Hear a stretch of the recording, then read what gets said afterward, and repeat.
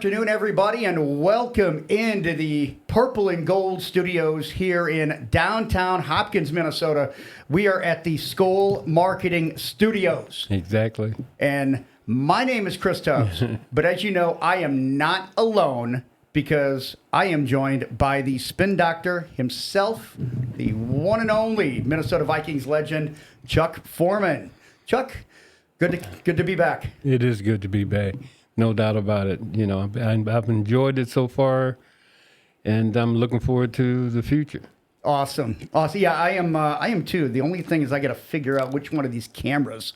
That's the joy, right? It's like, okay. Hey, this is a new studio for the most part, so you know you haven't been in here working it like the other guys. So you're doing a great job. Oh well, you're camera 1, I'm camera 4. Okay. Right. Okay, there we go. Well, I do want to thank everybody for checking out the very first episode last week. It's probably some of the stuff the Vikings fans you've heard, because we know that Chuck Foreman, his resume, we know all about what Chuck Foreman has done with the Minnesota Vikings, and hopefully a little bit of context to what he did with compared to everybody else and individuals in his era and the influence. And before we get started here, right. I do have to say that we were kind of talking a little bit about the Vikings game, the win on Monday night over Right. Chicago. I get it. Like when I saw the Aaron Jones Right. catch, Right. I kind of thought that had a little bit of Chuck Foreman catching that ball. Well, you know, Aaron is a multi-talented player, you know, and he can do that He can do that, and so I'm glad to see the Vikings taking advantage of his talent from the receiving standpoint, because we know he can run it. But it seems to me that they're incorporating a lot of that type of those types of plays in their offense, and I think it's going to help them.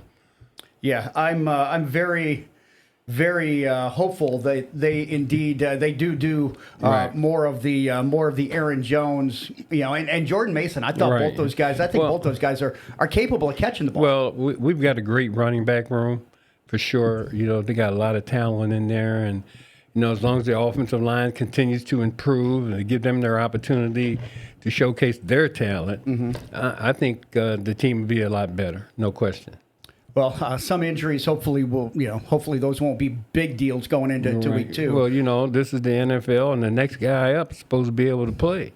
This is pro. You can't get it. You can't go any higher. So once you make it to this level, you better be able to play. Yeah, and we'll wait and see, but hopefully, like you said, hopefully, the Sunday night will come and go with another Vikings victory. Right. We are on YouTube. We've also dropped some audio only files, so Spotify, Google, Amazon. Rate, review, subscribe, because this is a brand new thing that we're doing, and I get the chance to sit down. I'm very fortunate as a Vikings fan to sit down with Chuck, and I know that there are a lot of people that want to hear the same stories, so we're trying to make it as available as we can to everybody.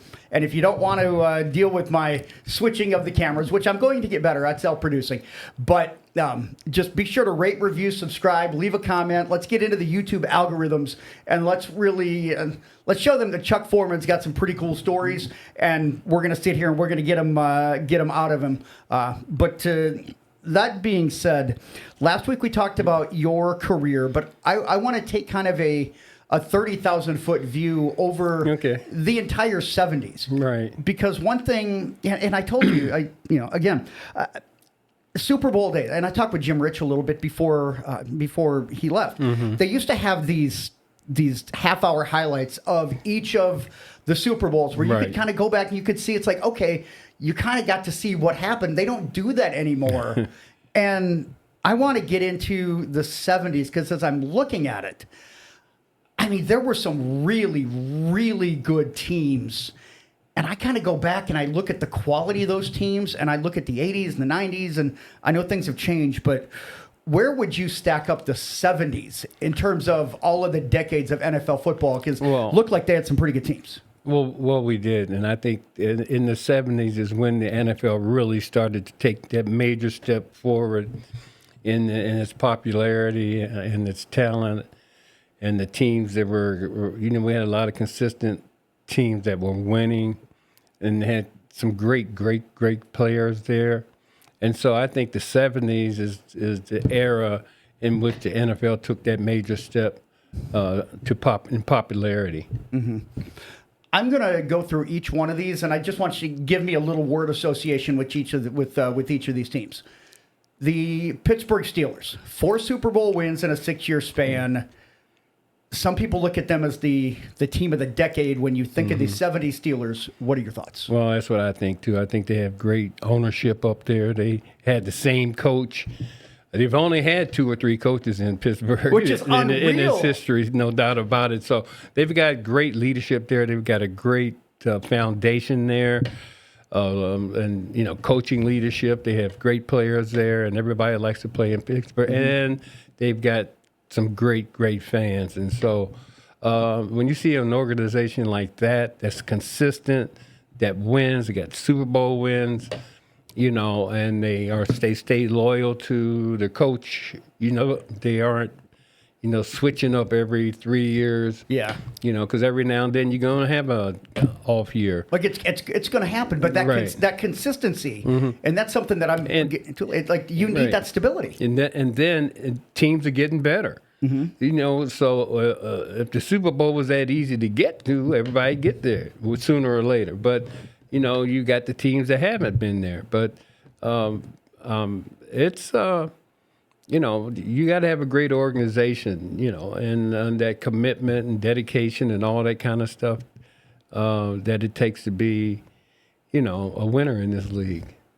How about the self-proclaimed America's team, Dallas Cowboys? Most wins in the decade, didn't have a losing season for the entire realm of the 70s. Well, our loss to the Dallas Cowboys up here in Minnesota gave them that name as America's team. And I don't know where it came from, but it came and it stayed, and they've been a good organization. I mean, I think they overrated at some times, but I think it's the most valuable franchise in the NFL. So they got a great marketing group, and they got some great players there. I guess the bottom line, what I'm saying is I'm not a big Dallas fan. Well, I think that it's one of those that it's kind of like, okay, it's kind of chic when they're doing well. Like everybody loves the Cowboys when they're doing great. But then it's you kind of look and you're like, really, since that point, they get by on, like you said, the brand and the marketing, and that's great for them. Because they haven't been back to the Super Bowl in years, and just like us, we haven't been back. We've had some great teams, some great players, but we have not taken that next step to get to another Super Bowl. And the Vikings been to 3. I mean the 4. Excuse me. I was in 3, and I retired in 81, 82 season, and so it's been 48 years, right? Yeah, something like that. 48, because the last time it was the 76 season when you guys went. Right. But technically, I was born in 75, so technically 2. At that point, and one of those losses was to the Dolphins, and I think the Dolphins in the 70s, they were good, but I think everybody remembers 72 because it's like every year that they go undefeated, they're like, you're not the 72 Dolphins. Well, they've got great players in Miami, and they've had over the years, but to go undefeated is unheard of at that level, at this level, and nobody's done it since. And they've come close once or twice, but nobody's done it until that happens again. The Dolphins are, on top. Because I remember when I went to college in Miami, I was there. Yeah, absolutely. Absolutely. What was the vibe around that season? The vibe around the town, it was like the Dolphins were like gods down there. Everybody. So and they used to practice at our facility here and there, and I've been out there and watched them play and ran some routes with Bob Greasy at the time. Oh man.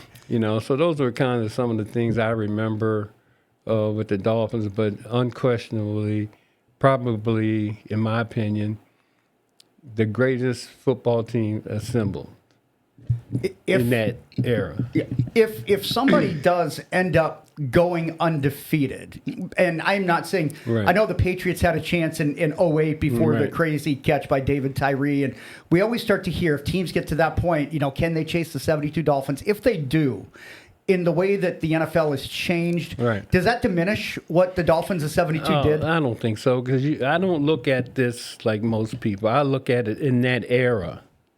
The Dolphins were the greatest team ever. What era. made them so good? I think they had great coaching. I think they had a lot of great players, no question about it. And they had that discipline and great leadership from the player standpoint and the coaching standpoint. And, they played, the city of Miami is different. The city itself's got swag. When you go to Miami, if you live in Miami, it's a different place to be. It's just like. See, I see the smile on your face when you start talking about Miami. It's got that thing. Miami is like a unique, special place, and I love Miami. And so that part, because everybody in Miami loved the Dolphins. Yeah. Everywhere you went, no matter what part of town, whether you were in Liberty City, Coral Gables, Overtown, every place you can think, in Little Havana, all these different places and areas, where everybody, the Dolphins brought everybody together. And I think that's one of the joys of football too, Right. is that it is a very bonding thing between fans. You might look at somebody Right. who wouldn't have anything in common, but if you're wearing the same jersey or you're wearing the same colors, like you have this intrinsic bond with somebody. Yeah, there was. One of my good friends down there was Larry Little. He was like a legend in Miami football. Even when he was in high school, and then when he went to Bethune-Cookman, that's where he went to school, and that's a small school up there, and they found him there. But hey, Larry could run as fast as a running back, and no question. I mean, like I remember Murphy Morris telling me one time, on those sweep plays, he says, "Chuck, I had to get off quick because I to catch up with him." So they had a lot, and they had a lot of great players, and they were definitely. It was a joy to watch that team. How about one of the team that when we get into it, I know it was it was a crushing loss because it was the last one, but the Oakland Raiders. Right. That was. I thought we were better than the Oakland Raiders. That was like the most devastating loss, and all of them were heartbreaking. Don't misunderstand me, but I'm saying we lost one, we lost two. We can't possibly lose three. Yeah. But we did. And I thought some of the things that we did, we had turnovers, and some of the things that we were doing as far as the offense goes. I'm a firm believer that you got to go to the dance with who got you there. And our offense we'd always change up things in it.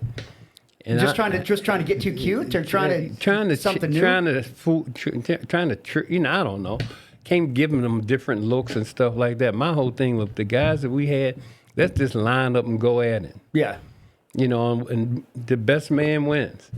And so I thought that for me anyway, I can only speak to my own thing, that if we would have just stayed with what we did and stopped worrying about, how great this player is, they had a great big defensive lineman, but I'm playing, hey, we were at Ryan Year at every way. We got, Mick was still playing pretty decent at the time, and,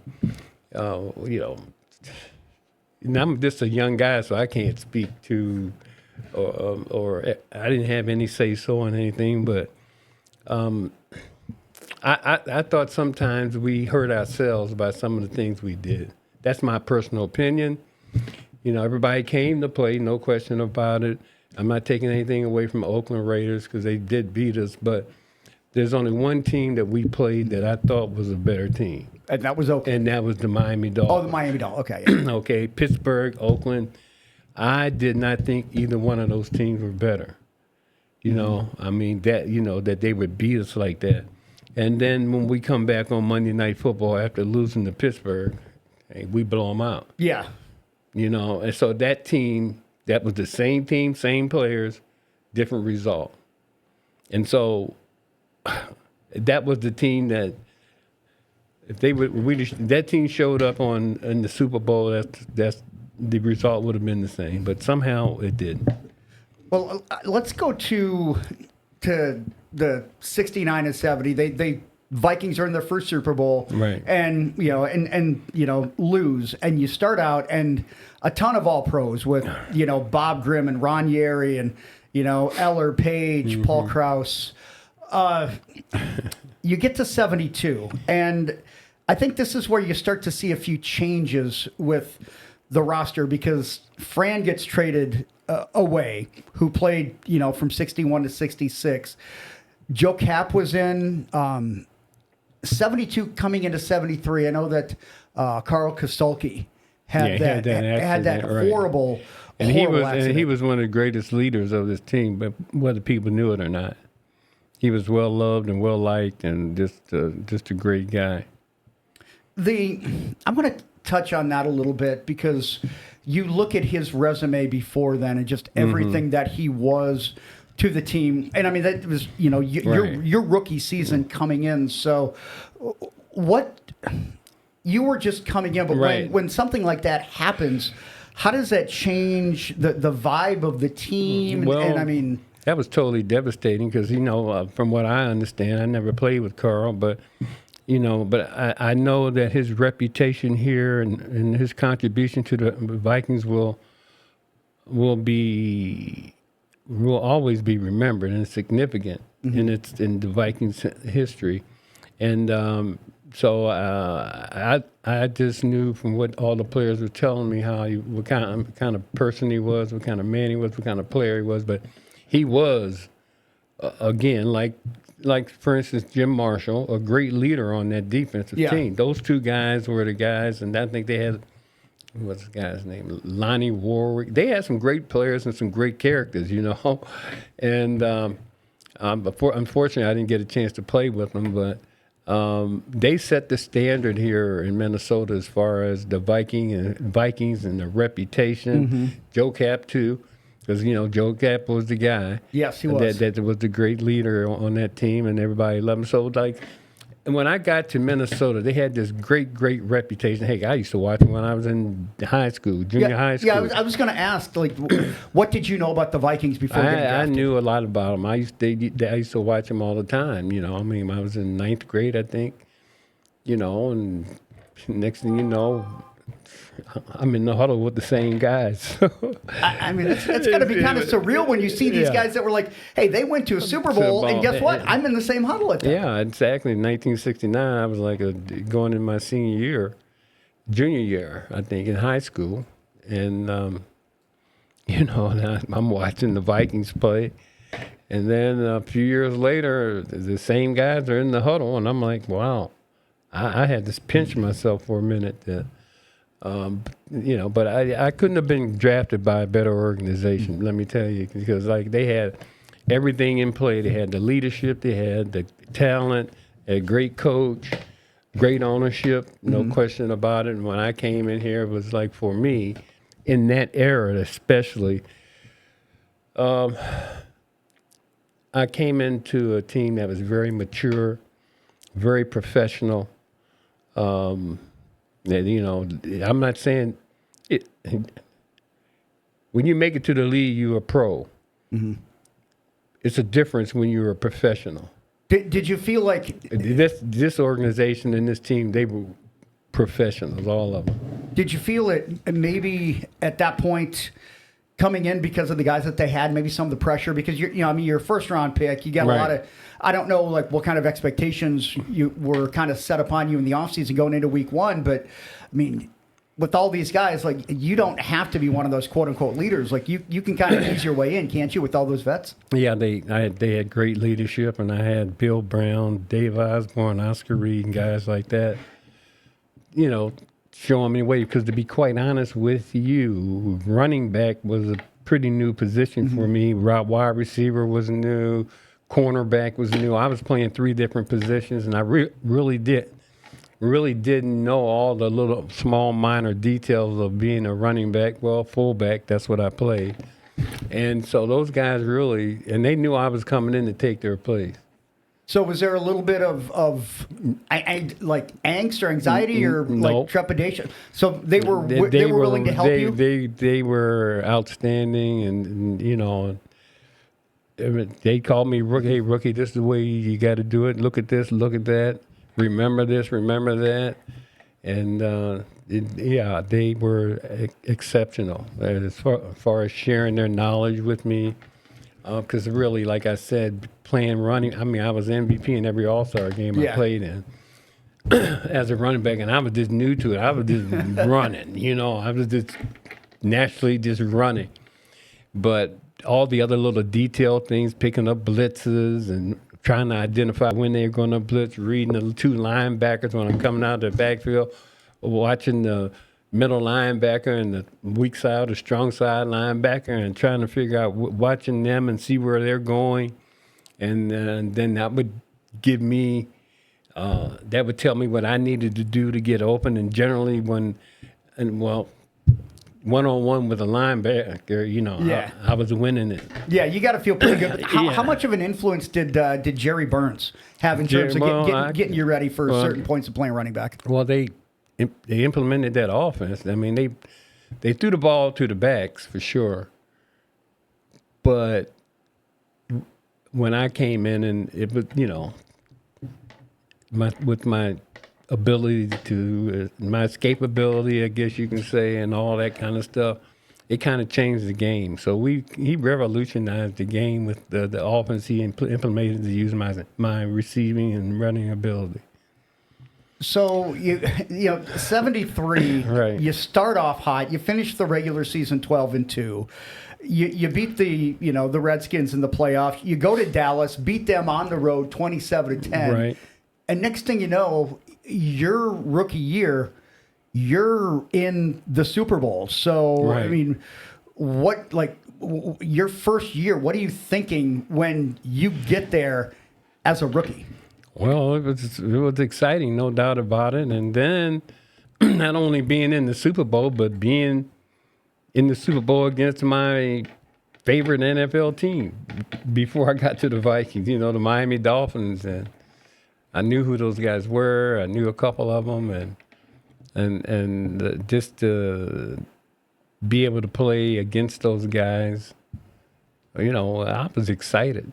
I'm going to say... I was really excited to do that, and I wanted to play well, you know, against them because I lived in Miami at the time. Was there a lot of smack talk then because you're from there, or was it just kind of a friendly... No, you know, back in those days, people didn't really... There were some guys that did some talking, but for the most part, you know, nobody talked too much trash. Yeah. You know, and then when they did talk trash to me, I only had a simple thing that I would say to them. If they made a tackle or they did this or did something, and I say something like, now, you know, I'll be back 20 more times. And then they would, you could look at their face and say, wow, maybe I better keep quiet, because they knew I was coming back. Then they knew when I was coming. You know, after, you know, that was one of those games that you kind of look, and that running game kind of took over for them. Yes, sir. Well, you had Big Larry Zonka, you got Jim Kick, you got Mercury Morris, and Hubert Ginn, and all. See, I know all these guys, and and Merck was the speed demon. Larry was the guy that would thump you and beat you up, and Jim Kick was the guy that come out and beat you in the backfield. He'd run it and catch it. He was one of my favorite players, and just a great guy too. So, you know, I had the privilege to meet a lot of those great players and play against them, and everything they bring to the table. So that was a game that I guess I was really excited about. How disappointed after it went down, you know, lost 24-7. You said you're living in Miami. Right. At the time, you go back and kind of what's your off season like after that, getting ready for the getting ready for your second year, knowing that you got your first one already in the books? Well, I was a little more determined to make sure I worked out even harder. And then, like I said, a lot of the Dolphins worked out over at the U. Murky Morris was there, and he was a big weightlifter. He was like 5'9", 5'10", but he was just chiseled. Yeah, he was chiseled, like that. And so I got to, learn how to lift weights and concentrate on certain things. But I was really determined to come back in better shape, to come back and compete again, and hopefully get back to one. So, well, you get into, you won your first 5, right? Lost 4 in a row, beat the Cardinals. You got the Rams. I think you had lost to the Rams earlier in the year, but then NFC Championship game, you beat them. You're going back to the Super Bowl, right? So, I guess, first of all, going into that championship game against the Rams, who you'd lost to just a few weeks prior, how do you guys prep for an NFC championship game against a team that you lost against just a few weeks before? Well, I think it's just more of when you're viewing the film and you see what you did wrong and the mistakes you may have made, the adjustments you have to make, and then the determination factor. That, wait a minute, we shouldn't have lost to this team. That was the L.A. Rams, those the pretty boys and movie stars. And, that was one of the fun things about playing in L.A. We get to meet a lot of those people, and they'd come in the locker room. I met James Garner, remember back in, I met the guy that played Beretta. It was a lot of fun. So it was even still like a little bit of glitz and glamour. Even back then, there was a little bit of prestige with it. Yeah, but with the Rams, it was either them or us each year. And so there was a little bit more motivation, and they had some, I remember Jack Youngberg. Jack Youngberg used to talk a little bit. You know what I mean? He seems like somebody I wouldn't want to mess with, though. If he was talking some smack, I'd be like, I'll just let you talk some mess. Isaiah Robertson, he was a big smack talker, but, they were always competitive games and always games you really got up to play. So that rivalry right there was one of the best in the NFL. I want to get into the prep for this Super Bowl, but I do want to kind of piggyback off of that because I did have a question. We know that there's the rivalry between the Vikings and the Bears, Vikings, Packers, everything. But at that point, it seemed like the Rams were always a nemesis, or, of course, the Cowboys. So what would you consider your main rival from the 70s, outside of the division games? The Rams. Because the Rams and the Vikings were always in the hunt. Now, the Cowboys were coming on them, I think. They were always a good competitive team, but it was always the Vikings and Rams at the end. Mm-hmm. Green Bay wasn't even in the picture. And, of course, that's a storied franchise. And there's a lot of other, Detroit was just... They were never in the picture. Chicago was never in the picture.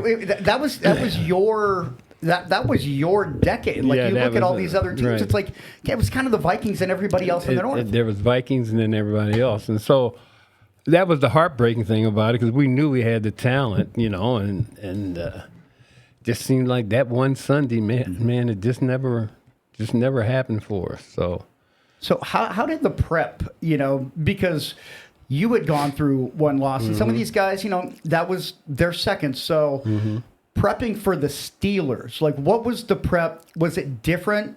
Did Bud and so it was pretty much the same as it was the year before? Yeah, right. I thought so. Other than the fact they were throwing change up some stuff, I didn't really like, they got that defensive line. They got Ernie Holmes. They got L.C. Greenwood. They got Mean Joe Green right there in the middle. And they were as great as they were. They were as great as people said they were, no doubt about it. But still, I thought we could beat them. My whole thing is just go right. I believe in if you're going into the fight, just go fight. Yeah. But you can't quit the fight. You might get some blows to you. It might hurt you a little bit, but you got to keep fighting. and I think we did the best we could, but somehow there was nothing clicking. Is that because things changed, like the offense was changing? And I don't know. I think it's like, again, this is my opinion now. I just think we should have stayed with what we did best. so were you guys able to convey that? Like, hey, let's kind of do this. I don't feel comfortable with this. I didn't have the seniority enough to. Okay. To say, Did anybody? Because if you're seeing it, then certainly somebody else has to see it. If they asked me, I would say, look, let's just do what we do best.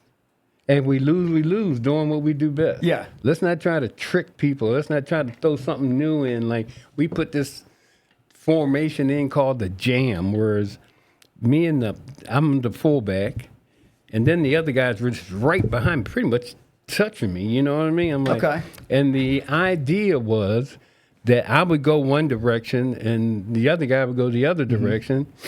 And whichever way Joe Green went, when he went, it was supposed to be, if he went one way or the other, then they hand the ball to the other guy. To the other guy.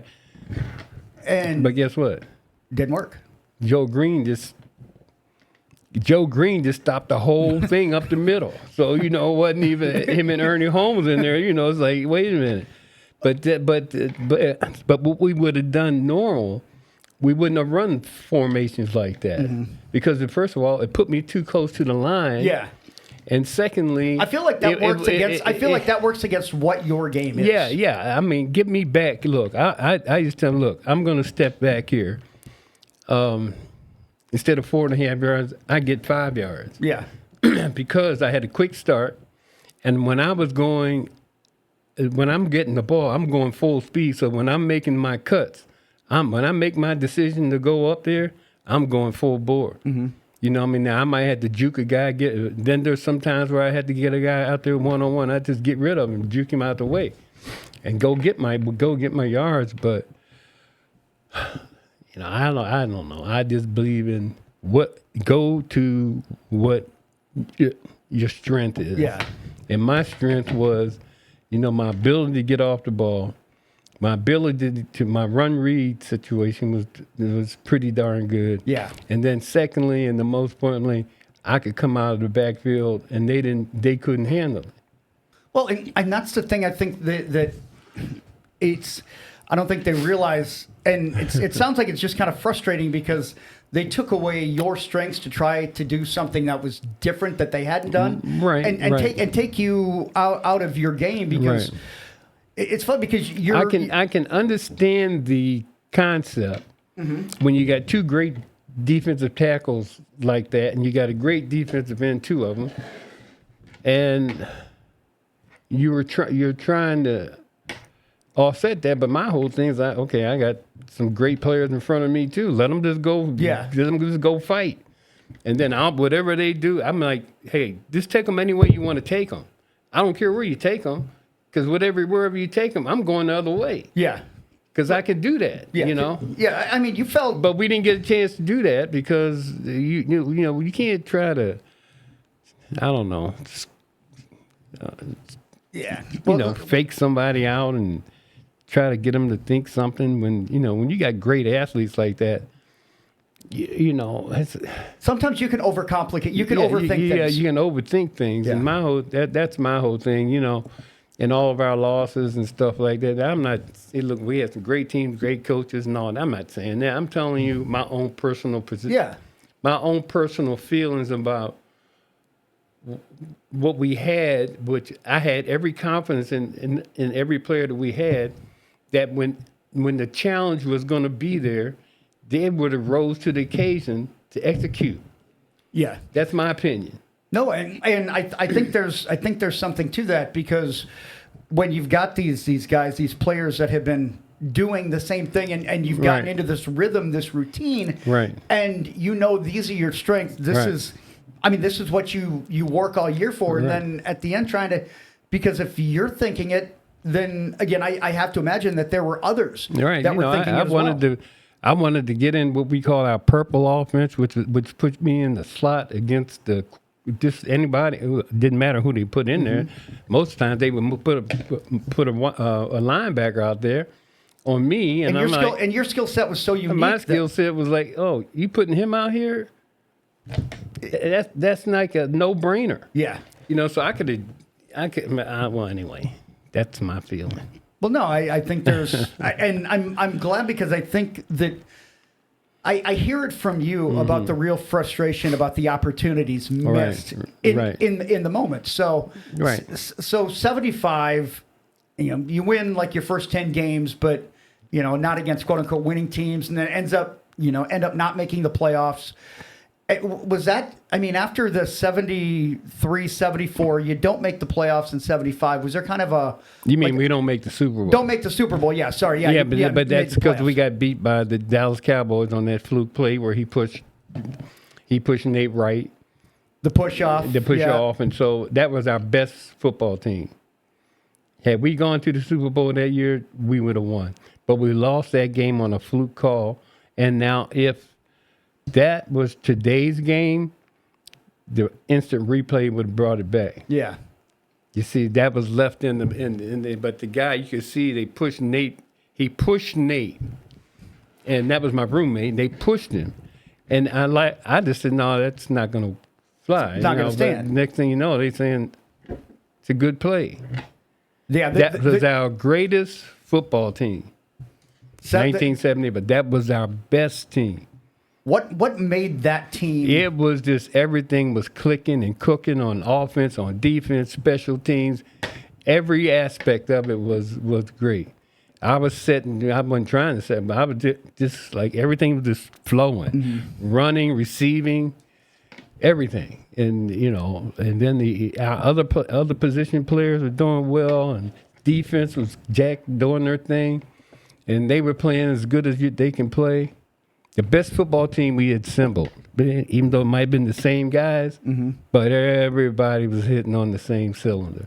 And to lose that game on a play like that, which to me was just devastating. Well, I think if you say the words Drew Pearson and push off. Yeah, like Drew Pearson and push off. And that's what the heck happened. And then they became America's team after that game. So it was that win over the Vikings in 75 that got them to the Super Bowl that crowned them America's team. I had no idea because I look at it and I'm like, okay, what makes you America's team? Yeah, and then well, that's what happened. And, I'm never, ever going to be a Dallas fan for that. And I think that's perfectly acceptable. There are a lot of us that don't want to be Dallas fans. Right. So after that, I want to get into the 76 season here. A lot of vets, guys are a little bit, got a little bit of, a little bit longer in the tooth, but you're 11-2-1. You beat the Redskins, beat up on the Rams, and then going to the Super Bowl for the third time in 4 years. Right. Was there confidence? Was there desperation? Was it doubt? Like, what are you guys feeling? Because I got to imagine it's a lot of the same guys. I think it's a little bit of everything. Desperation. I don't know if it's desperation, but the fact that we were there and then we were an older team, and you got to face the reality that, 3 times, you've only got a finite amount of time. And you just get, and everybody's older. Yeah. Because most of those guys were in the league like 9 to 10 years when I first got here. So they were, this is a young man's game. So, we knew that, at least I did, that time was limited. Like, did you feel like this might have been? I thought this might have been it. It was kind of like this. I thought this was the final, I said that this one has to be done. Otherwise, it's going to be more difficult because guys are older, guys are leaving, guys are, it's just the reality of the game. And so to lose like that at that particular game was like totally devastating for me. It took me a long time to get over that. Was that the longest one that took you to recover longer from that one than the other ones? It was hard to recover from all of them, but that particular one, I carried that for a long time. I mean, as far as, I don't know. I carried it for a long time, that loss. Well, we saw the videos and just the, how much it affected you at that point. And thinking to myself, when you're out there and you're showing that emotion, because I kind of got the sense looking back and, doing all of my reading and now talking to you, it was kind of like, hey, this was it. Like if we don't do it now, then we don't know how many times we're going to get, because I don't know. The team was getting older. Yeah. That's just the reality of this game. It's a young man's game. I'm not saying we couldn't be competitive. There's no question. But for me, in my mindset, it took me a while to get, because I'm like, I just, football was like, I don't know. I was just devastated. That's all I can tell you. And my approach was different in that off season. How so? Well, because my workouts weren't as intense, until like the end. And then my friend, a friend of mine, Chuck, we got to step it up. We working out, but we're not doing it like we normally do. And you need to get your mind right and get back in. So, about 3 weeks before training camp, I amped it up a little bit. I amped it up where it needed to be. But normally when it got to be that time, I was kind of like slowing it down to get ready for training camp. But I had to go dig deeper and deeper to get myself ready to play, mentally and physically. So was it like depression, frustration, just like anxiety, like just kind of everything? Everything was involved, and I wasn't the same guy. That's how it messed with me. How about your teammates? Like, did it affect them in the same way? I really can't speak to those guys. I really did. Because for instance, you got to remember, as I said before, most of the guys that I played with, they were in the league a long time before me. So my group of people that I hung out with wasn't enough. Maybe Jim Lash and Brent McClanahan. Then when Ahmad got here, those are the guys I, pretty much, when we got together, those were the guys. The older guys, they were already set in their own ways. Yeah. So, so that's the thing about pro football. You come together during the season, and then after the season, everybody disperses and goes back to where they live. Well, and it was only, what did you do during the off season other than work out? Because I guess it wasn't a football wasn't a full time thing. No, right? you had to make sure you planned. Like my plan was, and when I grew up, everybody that I knew with my parents and their friends, they either were teachers or they worked for the government at some capacity. My father worked at a place called Fort Detrick, where he was a researcher, and they did a lot of the germ, developing that germ warfare stuff kind of thing.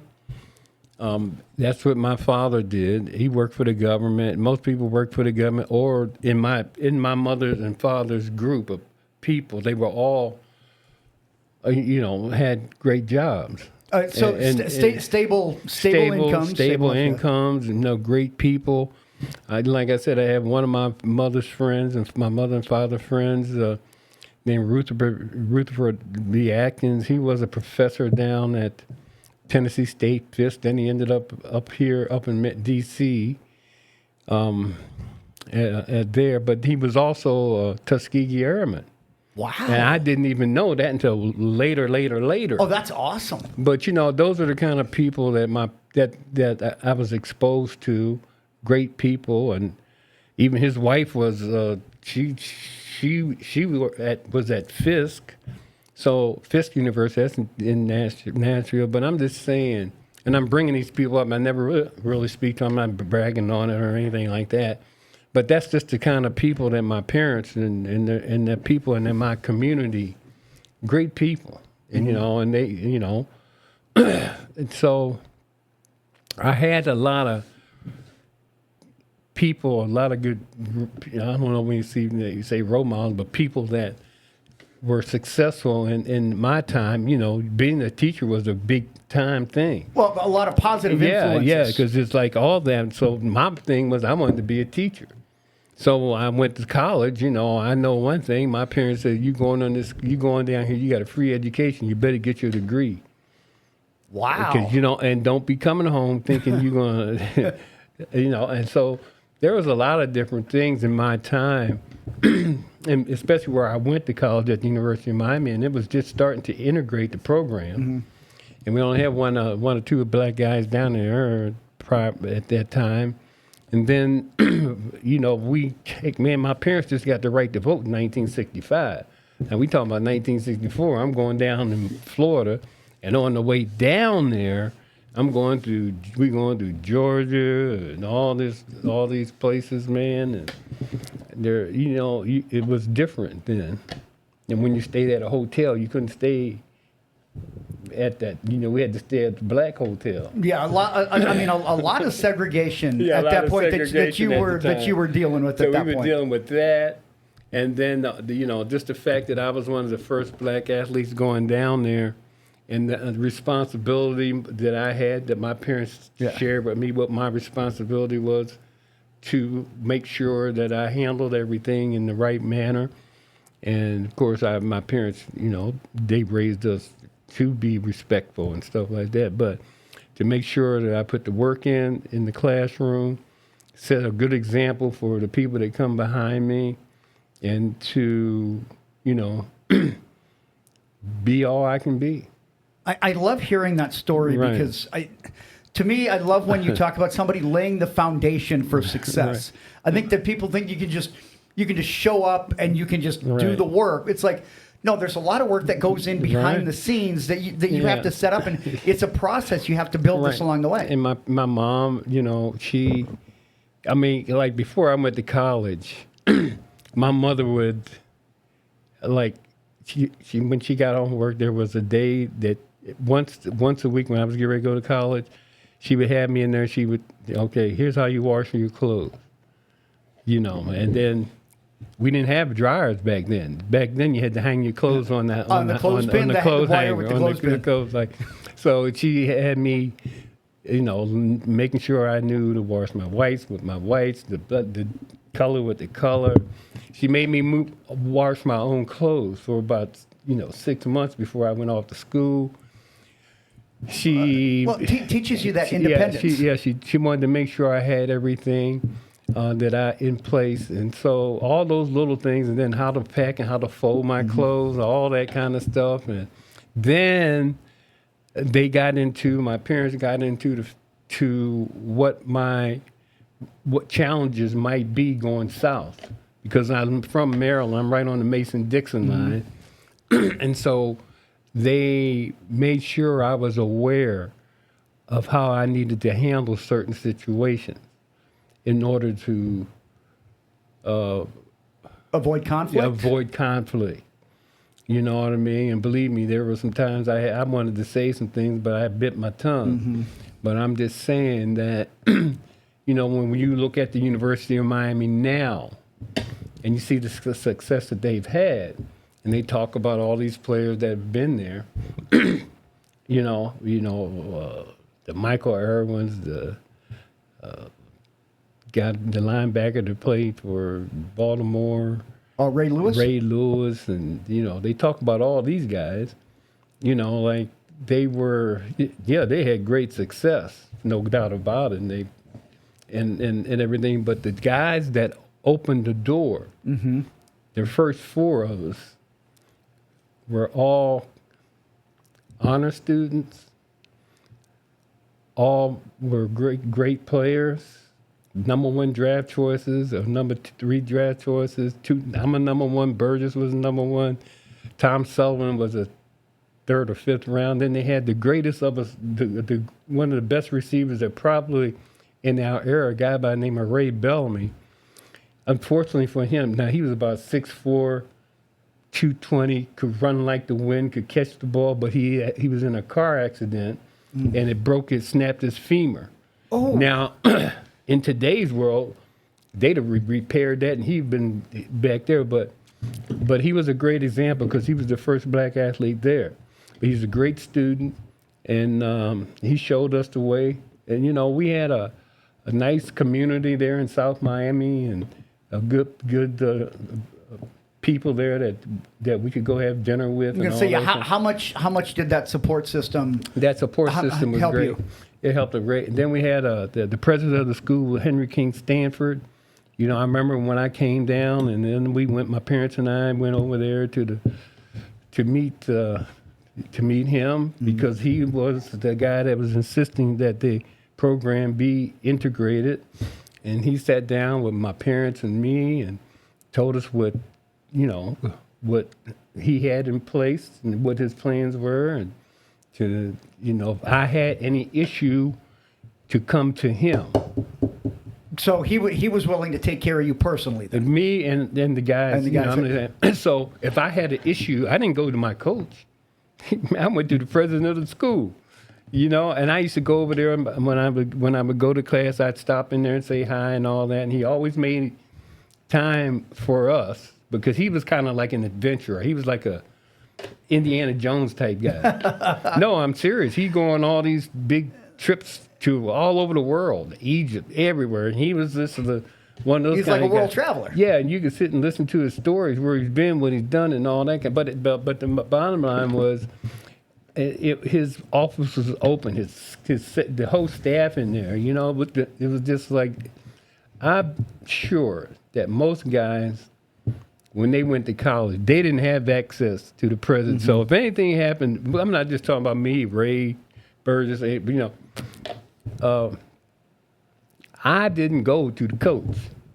If I had an issue, I didn't have many at all, because I had a great experience at the University of Miami, and I would encourage anybody to go there. I'm still a big Miami, I'm a big Miami supporter, but I'm just saying that my experience there was different because this man, Henry King Stanford, made sure that everything that we needed was in place, and so. How much did that ease your parents' mind? It did. It answered because they knew I was in good hands, but they also told the coaches. Now, my father said to the coach, he says, if he gives you any problem, just let me know. Wow. Yeah, but if you give him any problems, I'll be coming to see you. So I feel like the word accountability is like that's kind of the theme of all of that. Mm-hmm. Like they're willing to help you and set you up and give you the resources. Right. But then it's up to you to do the work, put in the work, and be accountable. Put the work in, and so fortunately for me, I had some great parents and people around me, and in our neighborhood and our community. It was to me, I'm very blessed to have come through that community and people that were around us, because they were all great role models. They all set the standard for all of us, not just me, but all the other people I grew up with. Sure. I had a great childhood, even though back then, like if I wanted to go to the park. Now, I couldn't go to Baker Park because that was considered the white park. Okay, I couldn't go there. That was when they had all the rides, all the things. But we did have Malnick's Park. That was the black park. Okay. But let me tell you something. Some of the greatest athletes you never heard of came through Malnick's Park. We used to have people come from D.C., Baltimore to play basketball, right? And in the summer, we have summer basketball up there. Let me tell you something. Some of the greatest players you ain't never seen in your life or heard of come up through there. Through Malnick's Park, and we'd play all day long. And then when I was like 7th, 8th grade, I wanted to play because all those guys were on there. I was like, man, I want to get out there and play. So, and I was good enough to play, but let me tell you, they let me come in and play. They beat me. When I say beat me up, they pushed me around, and they made me play at a level that they thought I could play. All the guys there. Mm-hmm. And then when I just woke up, I just said, you know what? Well, I'm gonna start pushing back like they are. And that's when everything took off. Is that kind of a way to earn that respect too? Yeah, to show they that you're made not me, going to be pushed around. That you can, those guys, I'm telling you, some great basketball. Some of the greatest basketball games. Some of the greatest players you ain't never heard of came through Mullins Park. You know, and we all, and then they have big like picnics out there and all the entertainment and all that kind of stuff. It was like big celebrations and things like that. And let me tell you, I had a blessed childhood, a blessed, you know, when I got older in the high school, junior high school, just a great experience. So. Well, it sounds like it set the tone, and throughout the course of the life, always having. I'm a big believer on the power of positivity. Right. And you know, if you go in and you realize that you can turn a negative into a positive, right. and you figure out how, and you're resourceful, and you're accountable to yourself, and you have those resources and the support system.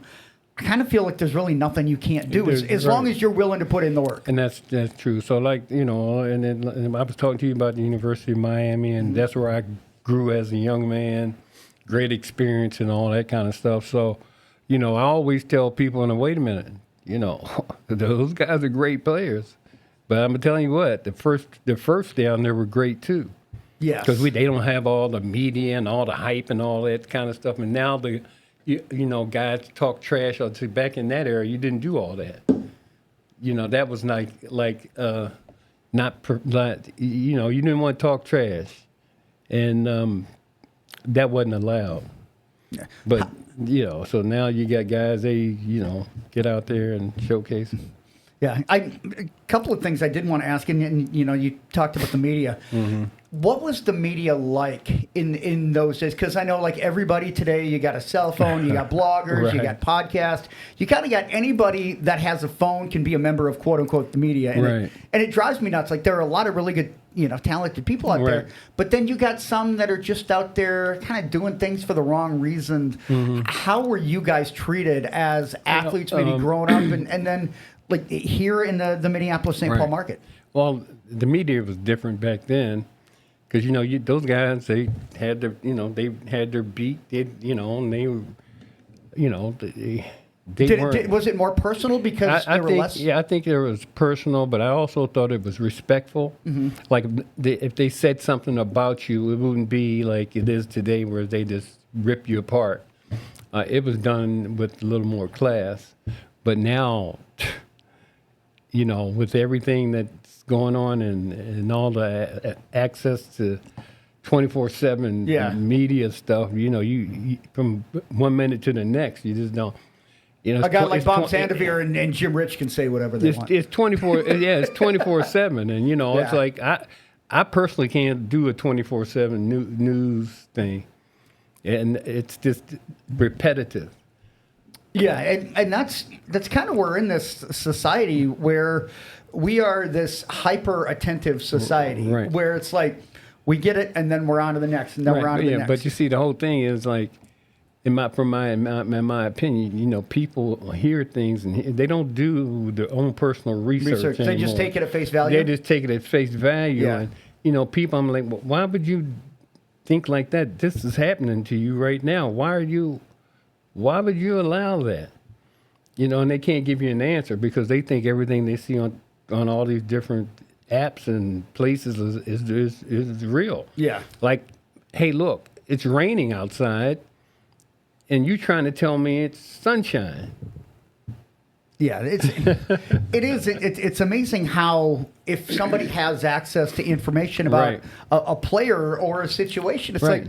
No, sometimes you can look someplace else and you can debunk that, and that's why I do think give Bob and Jim. I know that you know Bob Sandovier and Jim Rich, and I feel like people here in the market, I think maybe are a little more respectful than you would find other places. I think in other markets, I think I agree with that 100%, and I think that's the way it should be. But unfortunately, people trying to sell papers or trying to get ratings. And, they ain't, It's all about clicks. it ain't about the individual anymore. They don't care.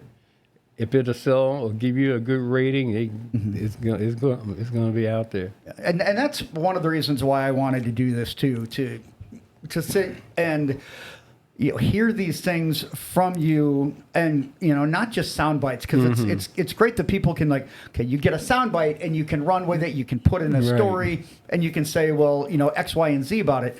But unless you sit and you actually kind of lay out the entire conversation, I think it kind of does things like that a disservice.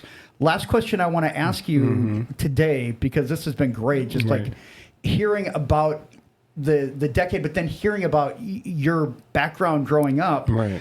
At the end of the day, I want you to do word association with the Minnesota Vikings from the 70s. Right. And what is the biggest misconception that hurts that entire decade? Is it the inability to win a Super Bowl? And what in your mind, word association about the 70s, and then the biggest misconception that you think people have? Oh, here's what here's how I look at it. If you don't win the Super Bowl, the guy that comes in second, they don't even give. It's like you never were there. Okay, considering the fact that to get there is very difficult to do, obviously. But if you lose it, it's like you never got there. The respect isn't there. Okay, guys don't get into the Hall of Fame. I mean, you can say a guy has a great Super Bowl, and he's not that, and he's a good player, but he goes to the Super Bowl and they win. They'll put him in the Hall of Fame. They'll remember him for the plays that he had in the hall in the big game like that. And I can't say what I want to say. No, you can say it. No, I'm not going to do it, because I think it's like, for instance. Well, I will say I think it's an unfair categorization, if that's a word, to say that this team is a loser. Is a loser, that they're not good, that it's it's that you didn't accomplish anything because you didn't make it to Super Bowl. You made it and you lost. Yeah, the Buffalo Bills made it to four in a row. 4 in a row, and they lost. They lost all four. All four. But yet they look at that and they're like, oh man, the Jim Kelly, the Thurman Thomas, the how they got in the Hall of Fame, they lost. Yeah, they lost 4 in a row over one stretch. You'd think of 4 losses in 7 or 8 years. I think with the same amount of guys, it's hard to do. It's hard to keep that continuity. Yeah, and then you remember we played 14 games. Yes. Now, you can't compare my era to this era. They play more games. They got everything's different. Heck, guys got their own chefs at the house. They got their own workout facilities. They got their own personal trainers. It's a whole different era, a whole different time, and nothing against it, but don't compare my era to this era, because it's not a fair comparison. Yeah. Yeah. A lot of things have changed. Everything's changed. So when I speak, I'm only speaking of my time. I can't speak to the time that came after me or before me, but I know that in our era, we were a great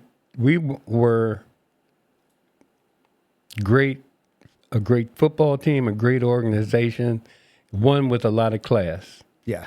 And that's what we were. Unfortunately, we didn't win a Super Bowl, but we sure as heck fought hard and got there. And unfortunately, we didn't win one. But you're never going to tell me I'm a loser, because I didn't play with losers. Our organization wasn't a loser. The players that I played with, the administration, everybody else, everybody there were winners and special people.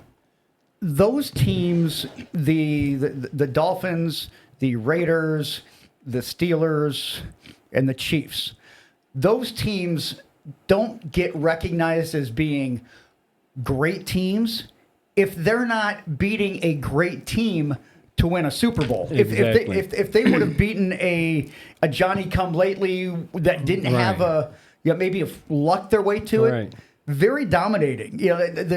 the Vikings had like the 5th most wins in the entire decade. Yeah, Vikings, were a dominant football team way before I got here, and when I got here, we dominated the league, and now, they've had some good football teams and some great players come through here, but they haven't accomplished what we accomplished as a football team, and that is to get to the Super Bowl and to play for the World Championship. And so until that happens, my era, I'm not saying we're better than these guys. I'm saying, but our place in history remains the same. Yeah, and your place in history is very much revered by us as Minnesota Vikings fan, and right. we want to make sure that everybody realizes that this was a very good era right. in the NFL. There were only a handful of dominant teams in that decade, and the Vikings were one of them. Just because you came up short in the Super Bowl, 4 times in that decade, it doesn't diminish what this team did and the valuable pieces, because there are a lot of people, a lot of players from that Vikings team that were in the Super Bowl that are in the Hall of Fame, and there are some that aren't that should be, including yourself. Well, it is what it is, but it was one heck of a run. That's all I can say, with some great people and a part of my life that's real special. Well, thanks, Chuck, for telling me about the 70s and kind of, going into the background of kind of your growing up and going to Miami, because I found that great. And you guys, if you find this great as well, rate, review, subscribe. Sports Legends USA, Spin Doctor is in. Just click the subscribe button. That way, when shows go live, you'll know exactly when things are available. Also on all your audio-only platforms, whether it's your Spotify, Amazon, Google, iTunes, Podbean, whatever. And you can follow Chuck on all of his socials, on Facebook, on Instagram, on Twitter. Rate, review, subscribe, because all of that helps get this into the algorithm. And ultimately, when you've got the Spin Doctor and the legend, Chuck Foreman, we want to make sure that everything with Chuck gets amplified. So if you can help us just by rate, review, subscribe, comment, and that'll help kind of raise this, and we can get it into the algorithm and let all of the Vikings fans out there know that, hey, every week, indeed, the Spin Doctor is in. Next week, Chuck, I want to kind of... Sunday night, it just kind of bothered me. The game between the Bills and the Ravens. Right. It bothered me, and I'm sure you saw that the Ravens scored, and then a fan hit DeAndre Hopkins and then Lamar Jackson on the helmet, and then Lamar Jackson pushed him back. I want to get in, because I know you've got some stories just about fans and how fans have changed over the years, because in my era, I don't think a fan would have ever done that. Now they think they are entitled because they paid their money to come in the game, to not only, from some of the stuff I've heard and seen, like, wow, this is just a football game. You're getting off like that. Yeah. That's way out of line. And, sometimes I'm sure it's not something Lamar, that's not something Lamar would.